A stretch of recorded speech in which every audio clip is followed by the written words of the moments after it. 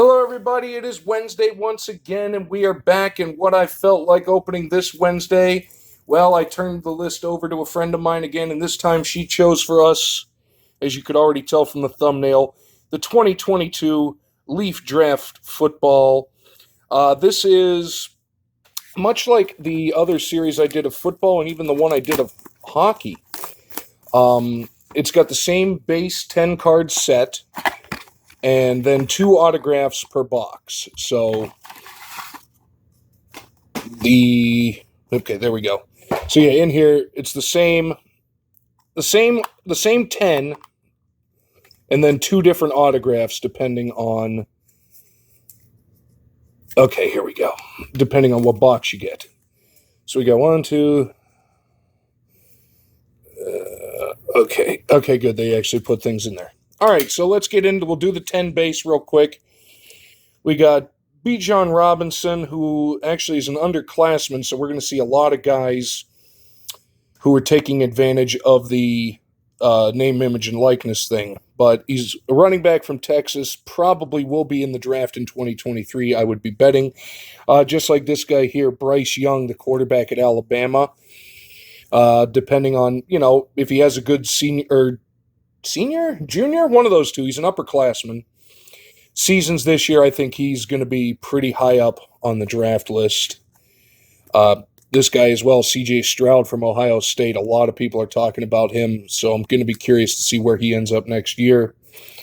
Quinn Ewers from Texas. Why does that name ring a bell? Oh, I think. No. I think he was one of the first ones to really take advantage of the name, image, and likeness thing. Maybe? I don't know, but the name sounds too familiar. Caleb Williams, who is... What school is that? Oh, USC. Oh, transferred to USC. Okay, so he's looks like a receiver for the Trojans. Travion Henderson, we got probably a running back from Ohio State. Garrett Wilson. Oh, he came in this year. Who grabbed him? The Jets, I think. The Jets grabbed him with their first-round pick. And can't remember if he's been playing well. I think so. Jameson Williams, he was drafted by Detroit, I believe, the Fighting Dan Campbells. I think he's their receiver. Well, Kenny Pickett, I know who that is. The Steelers drafted him in the first round, and he, despite all the people getting down on him about his supposed tiny hands, I'd say he's been playing rather well. And the final one of the base set, this kid, Matt Corral. He was taken in the third round? Yeah, I think he may have been the next quarterback taken after Kenny Pickett, but he was drafted by Carolina.